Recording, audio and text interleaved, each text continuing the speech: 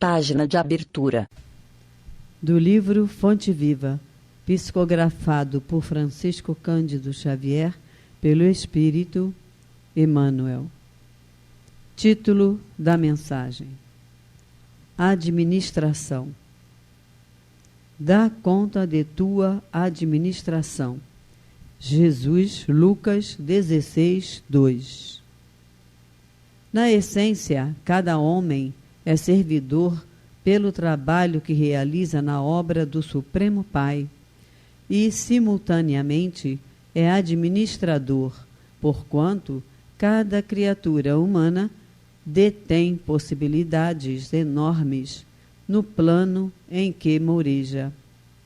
Mordomo do mundo não é somente aquele que encanece os cabelos à frente dos interesses coletivos, nas empresas públicas ou particulares, combatendo tricas mil a fim de cumprir a missão a que se dedica.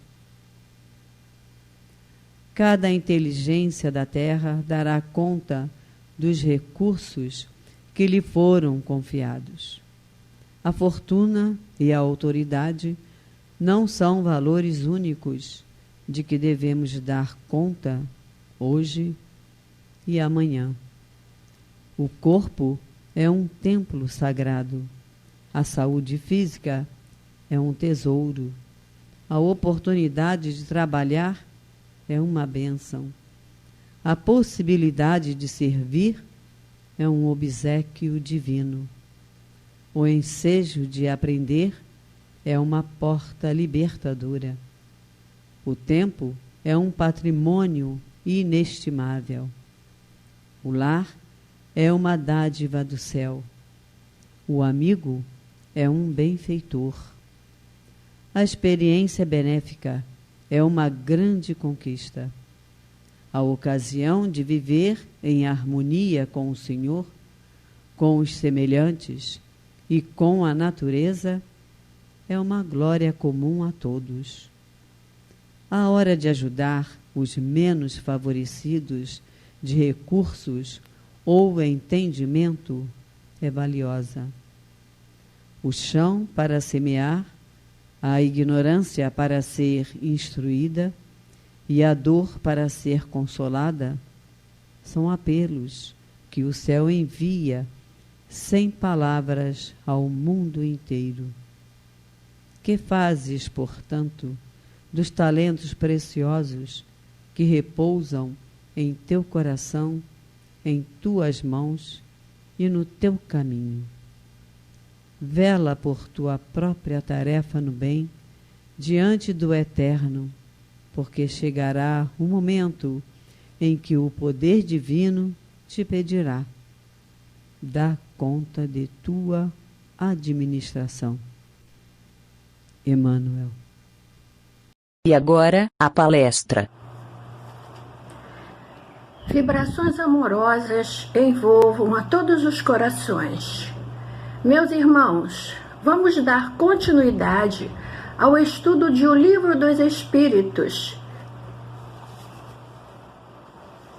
Hoje iniciaremos o capítulo 2 da parte 1ª, Elementos Gerais do Universo, e as questões de 17 a 20, Conhecimentos do Princípio das Coisas. De acordo com a doutrina espírita, o universo compreende a infinidade de mundos que vemos e que não vemos. Todos os seres animados e inanimados, todos os astros que se movem no espaço e os fluidos que o preenchem. Então, o que nós representamos nesse amplo universo? De onde vem tudo isso? Terra, estrelas, galáxias, de onde vem tudo isso? A humanidade sempre se sentiu atraída pelo universo, não é verdade? Até hoje, não é? Civilizações antigas, como o Egito, berço de todas elas, estudavam as estrelas, rendiam cultos à magnífica visão do céu, com seus astros visíveis, adoração à lua, ao sol, não é? Os homens sonhavam devassar os mistérios contidos nele, e claro, até hoje sonham. A pergunta, quando e como tudo isso começou? Durante séculos, em tempos obscuros, prevaleceram teorias fantasiosas inspiradas na mitologia. Conceitos bíblicos, base do pensamento religioso ocidental, sugeriam que Deus criou o universo em 6 dias, incluindo o primeiro casal, Adão, modelado a partir do barro, e Eva, de uma costela subtraída do Adão. Os povos formaram ideias muito divergentes sobre a criação, de acordo, claro, com as luzes que possuíam, não é? Amparada na ciência, a razão reconheceu a impossibilidade, a improbabilidade de algumas teorias. Esse assunto, criação, veremos no próximo capítulo, no capítulo 3. E também sugerimos, para quem quer se aprofundar mais no assunto, o estudo do livro A Gênese. Mas esse conceito fantasioso prevaleceu por um bom tempo. Muitos homens de ciência surgiam desafiando a religião. E naquela época, esses estudiosos, eles eram vistos como bruxos. Um episódio famoso naquele passado envolvendo o astrônomo italiano Galileu Galilei, no século XVII. Galileu Galilei, ele quase foi arder na fogueira inquisitorial. Ele foi ameaçado se não negasse a concepção que defendia. A concepção que ele defendia era de Copérnico, um outro matemático astrônomo que viveu um século antes. Então, Galileu Galilei, muito estudioso, encontrou razão naquela proposta de Copérnico, a teoria heliocêntrica, segundo a qual a Terra não é o centro do universo, mas sim um simples planeta que gira em torno do Sol. Naquela época, para aquelas autoridades, inadmissível. Inadmissível para as autoridades religiosas, que entendiam que o homem era o centro do universo, ele era o rei da criação, e não podia habitar num mundo minúsculo como a Terra, como era a proposta do Galileu, não é? Imaginem o alvoroço que foi naquela sociedade. Galileu, então, que não tinha vocação para o martírio, recuou. Ele recuou. Mas dizia no pé do ouvido dos amigos: a Terra se move.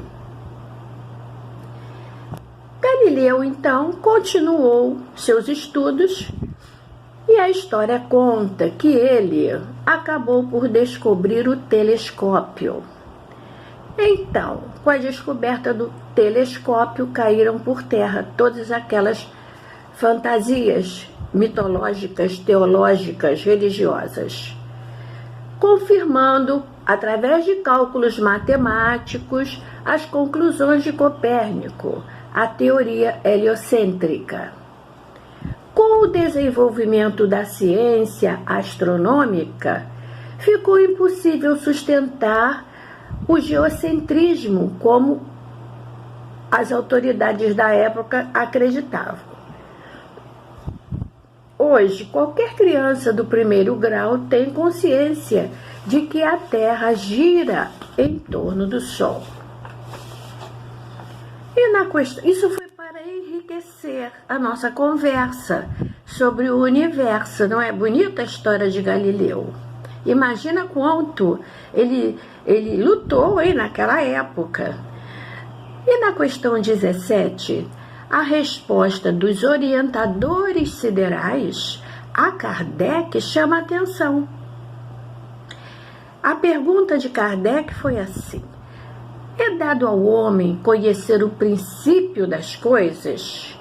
Resposta: não. Deus não permite que tudo seja revelado ao homem neste mundo. Então existem outros mundos, não é? Pela resposta. Neste mundo. Que mundo? A Terra. Mundo de expiações e provas, cujos habitantes carregam tantos vícios e imperfeições que impedem a plena lucidez das verdades transcendentais. Não é verdade? Meus queridos irmãos, o estado caótico da sociedade humana, da qual fazemos parte, infelizmente, com seus desajustes, injustiças, sofrimentos, onde a crueldade, meus queridos, a crueldade nos corações avança sobre o meio ambiente, a beleza da criação, sobre os animais indefesos, ainda é um grandiosíssimo obstáculo, grandíssimo, vamos dizer. Eu fui procurar essa palavra bem grandona para entendermos o que está acontecendo no coração humano. Animais indefesos, não é? Então, é um grandíssimo obstáculo para as novas aspirações. E a resposta dos espíritos amigos, orientadores espirituais, continua atualíssima. Não é hora. Deus não permite que tudo seja revelado. Imaginem se Deus permitisse. Se o homem estivesse realmente com a faca e o queijo na mão, diante desse estado caótico dos corações. E olha que a resposta dos espíritos foi em 1857. Nós estamos em 2020, 2020. Eu já estou assim além, não é? Imagine, continua a mesma coisa. Vamos à questão 18. Se perceberem, é quase que a mesma pergunta com outra roupagem. Não vamos esquecer que Kardec, ele era didático, metódico, ele era insistente até, muito insistente, tanto que se nós percebermos, ele faz uma pergunta aqui, daqui a 3 ou 4 perguntas, ou uma mesmo, ele repete a mesma pergunta com outra roupagem. É para fixar, não é? E a pergunta é essa: o homem penetrará um dia o mistério das coisas que lhe são ocultas? Penetrará um dia? A resposta: o véu se levanta para ele à medida que se depura. Mas para compreender certas coisas, precisa de faculdades que ainda não possui. Não possui. Exatamente. À medida que formos adquirindo valores morais, à medida que formos retirando as escamas rebeldes da nossa visão espiritual, trabalhando em nós os bons sentimentos, nos livrando das imperfeições que só atrapalham a nossa evolução, isto é, nos depurando, o véu irá se levantando. Claro, teremos uma visão mais ampla. Considerando, meus queridos, as necessárias existências que teremos que percorrer para essa depuração, porque ela não vai ser de um dia para o outro. Certamente vai depender de cada um. Uns andam mais rápido e outros mais vagarosamente.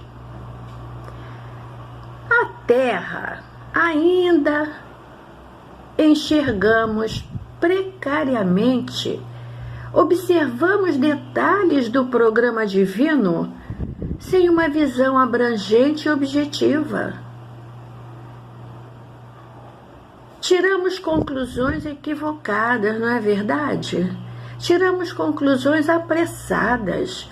Aliás, quem contemplou o céu ontem à noite?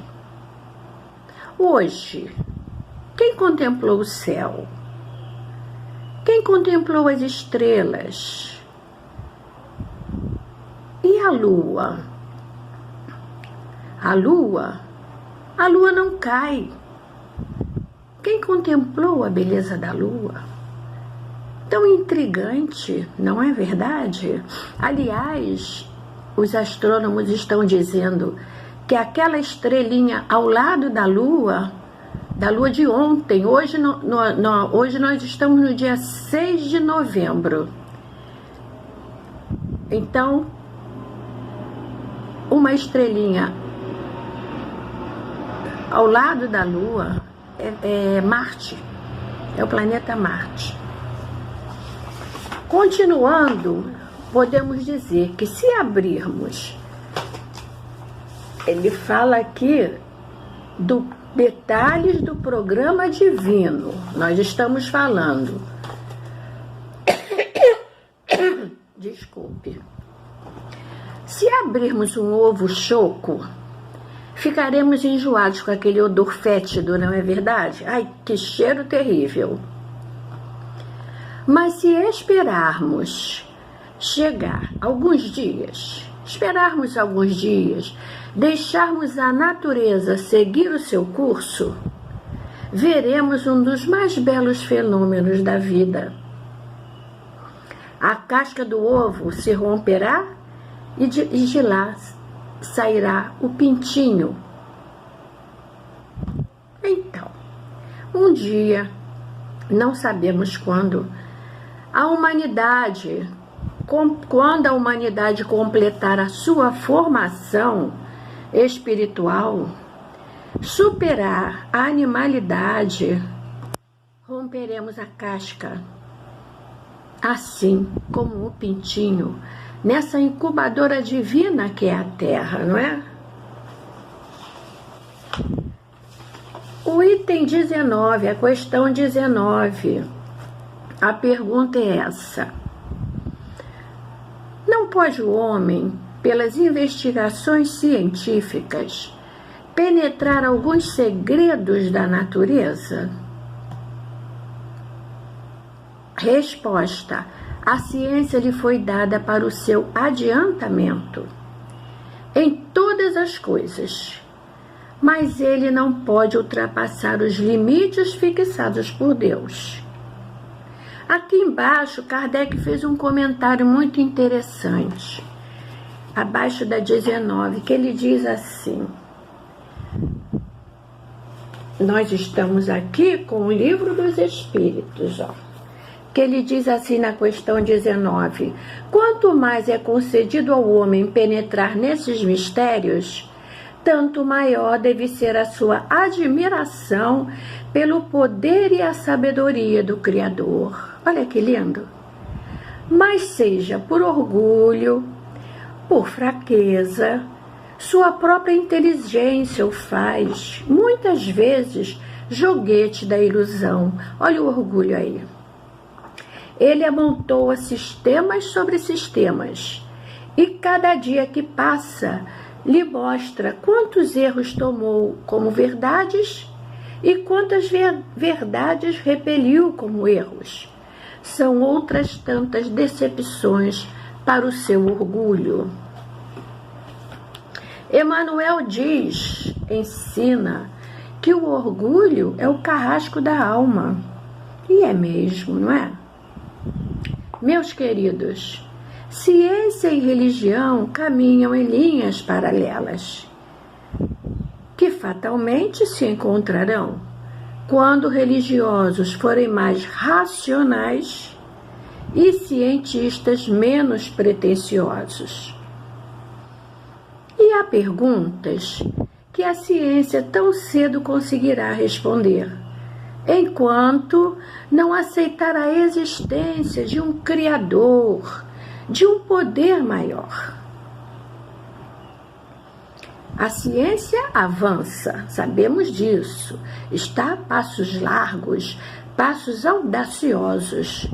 Estudos baniram da Terra várias endemias, não é? Erradicaram doenças cruéis.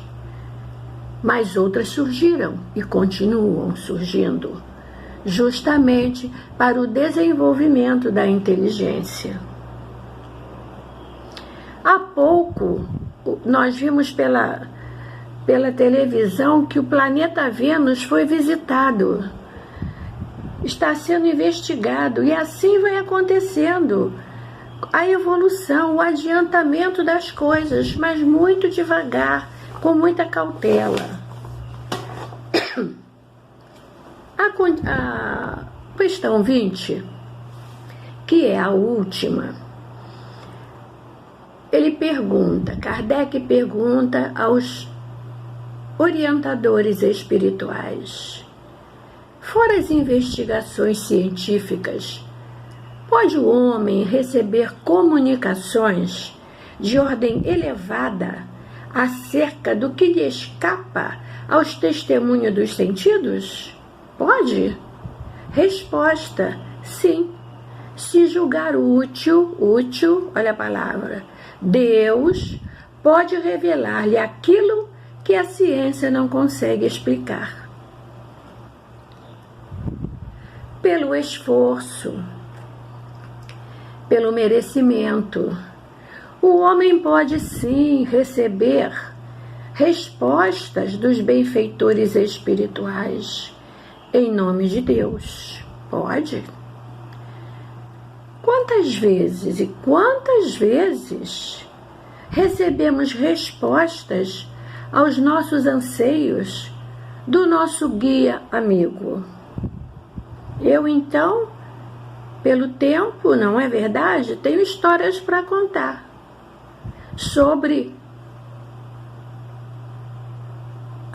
as respostas que recebi ao longo da vida dos guias espirituais. Assim, então, no individual, assim no coletivo. As comunicações deste gênero, mas como é que pode receber respostas? Pode. As comunicações deste gênero nada tem de estranho para quem conhece os fenômenos espíritas e a maneira pelo qual se estabelecem as relações entre encarnados e desencarnados. As instruções podem ser transmitidas por diversos meios. Nós estudamos isso em O Livro dos Médiuns, né? Mas há uma ferramenta que se pode lançar mão a qualquer hora, em qualquer situação. Tanto pode ser usada lá no casebre, tanto pode ser usada no palácio, tanto pode ser usada para aquele que tem a intelectualidade pequena, quanto pode ser usada pelos intelectuais, os cientistas, particularmente o tempo que estamos vivenciando, os cientistas que estão atrás da vacina para acabar com essa pandemia. É uma ferramenta que quem deixou para nós foi Deus. Qual é essa ferramenta? Alguém me responde? Quando nós nos encontrarmos, vocês vão me dar a resposta. Mas eu já vou adiantando. Que ferramenta é essa? É a prece. A prece, disse Jesus. Quando o apóstolo chegou a Jesus e disse: Senhor, ensina-nos a orar. E ele recitou o Pai Nosso e acrescentou: Pedi e vos será dado. Buscai e achareis. Batei a porta e ela vos será aberta. Porquanto quem pede, recebe. E quem procura, acha. E aquele que bate a porta, ela se abrirá. As palavras de Jesus não foram levadas ao vento, permanecem até hoje e nós devemos aproveitá-las. Qual homem dentre vós, continuou ele, que dá uma pedra ao filho que lhe pede um pão? Ou, se pedir um peixe, lhe dará uma serpente? Ora, se sendo maus, se sendo imperfeitos como sois, sabeis dar boas coisas aos vossos filhos, não é lógico que, com mais forte razão, vosso Pai que está nos céus dê os bens verdadeiros aos que lhes pedirem? Isso está em Mateus capítulo 7, versículos 7 a 11. Meus queridos irmãos e amigos, todos nós estamos saudosos dos nossos abraços, não é verdade? Mas, obedecendo tudo isso que aprendemos na doutrina espírita, no Evangelho de Jesus, sabemos bem, vamos pedir a luz para iluminar o nosso caminho e ela será dada. Para qualquer coisa, em qualquer situação, em qualquer posição. Vamos pedir a assistência dos bons espíritos e eles virão nos consolar, virão nos reerguer, secarão as nossas lágrimas. Nós temos que ter essa certeza. Para qualquer pessoa. Então, terminamos o nosso trabalho. Que Jesus nos abençoe. Que tenhamos força e coragem para esperar o término desse período difícil que estamos passando. E para todos, um grande abraço. Que Jesus nos dê muita luz. Graças a Deus.